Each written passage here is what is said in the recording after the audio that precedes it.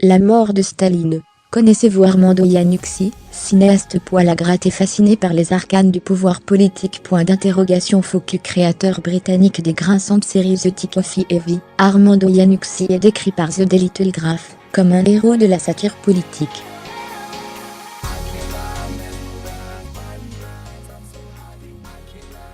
Sa dernière réalisation, La mort de Staline, comédie inspirée de faits réels en salle ce mercredi, dissèque la monstruosité des hommes par le rire.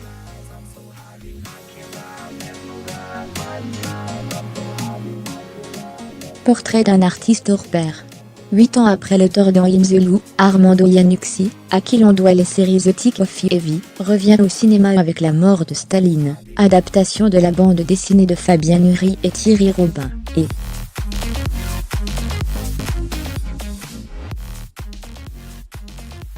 d'Argo, un film racontant ce qui s'est passé au moment de la mort du petit père des peuples, avec tous les compagnons de route le laissant crever, partagés qu'ils étaient entre la crainte d'être purgés, et l'espoir de lui succéder.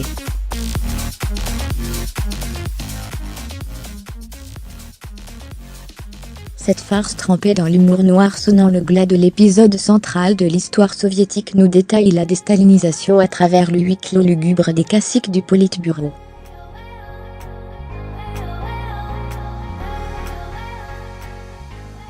Et c'est souvent fort drôle. Voir aussi vidéo, La mort de Staline, 5 techniques pour ne pas être écouté. The Tick of Evie, 2 séries cultes qu'on te recommande de cette satire à ambition discursive, la des as dans le genre, un chantre de la comédie anglo-saxonne, Armando Iannucci.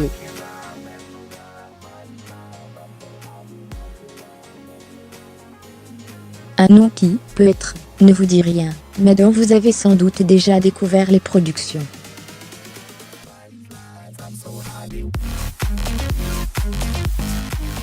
Comme Scorsese, l'auteur écossais pensait devenir prêtre avant de bifurquer cinéaste.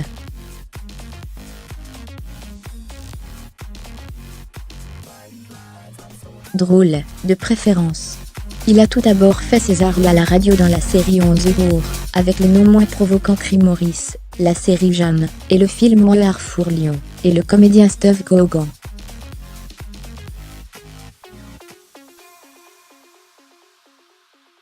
Mais c'est en 2005 que tout explose, dans un premier temps, avec les séries devenues cultes The Tick of Evie, sur BBC, et Evie, dans laquelle joue une Julia Louis-Dreyfus impeccable en vice-présidente américaine paumée dans l'abéance de sa fonction, la comédienne qualifiant l'auteur de meilleur créateur de télévision vivant.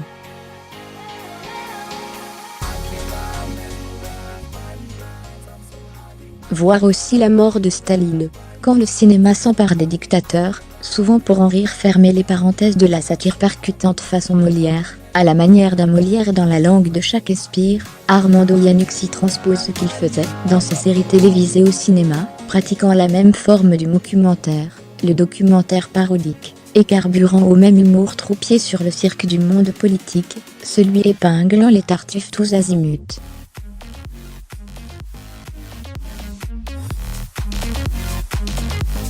Adaptation d'une série de la BBC The Tick of Evie, In the Lou s'impose comme son coup d'essai.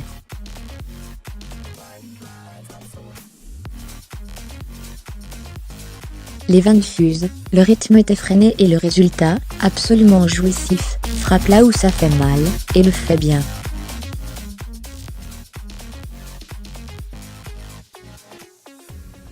En interview, Iannucci nous assure « J'aime penser qu'il y a là un propos universel, et en jetant un regard sur les gens du milieu, les bureaucrates, il y a cette volonté de montrer des gens ayant de hautes responsabilités, mais se comportant comme n'importe quel employé de bureau.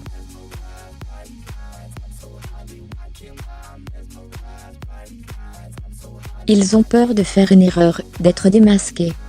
Quand on voit les erreurs qui ont été commises, et la petitesse avec laquelle elles ont été commises, soit on en tire quelque chose de terrible et déprimant, soit on en fait une farce.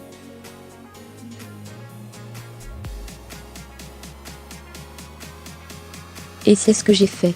Il me semble que la comédie permet de scruter un sujet ordinaire, mais d'un angle original, et on en tire peut-être des visions plus rafraîchissantes ou neuves.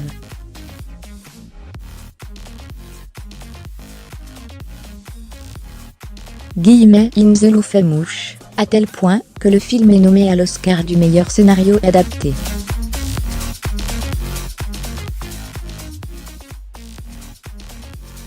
La réalité est déjà une farce. Plus c'est vrai, plus l'effet comique est réussi. Armando Iannucci avec la mort de Staline, observant la lutte folle et haut placée du Parti communiste pour s'emparer du pouvoir après la mort de Staline en 1953, Iannucci, fort du chaos du monde actuel, Trump, Brexit, etc.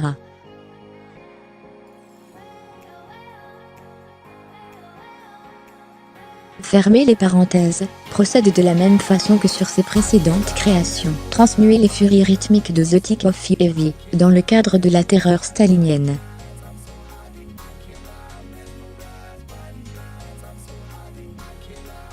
À dire vrai, il valait mieux en rire.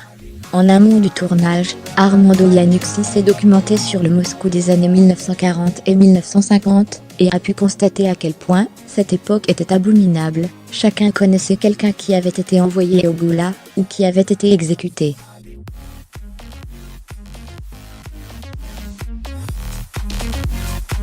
Pour supporter une telle situation, des recueils de blagues circulaient sur Staline et Beria.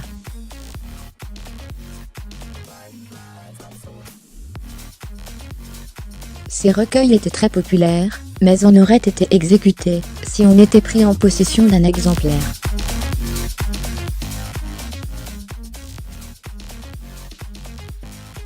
Cette tension est si effrayante que ça en devient étrangement comique, d'une manière légèrement hystérique.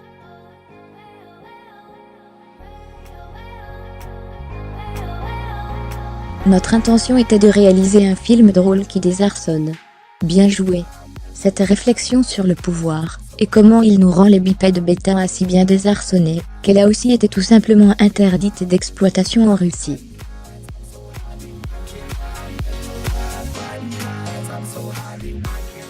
Autant de bonnes raisons pour se précipiter en salle ce mercredi. La rédaction de Le Cimit à jour, créée, Émile Touté.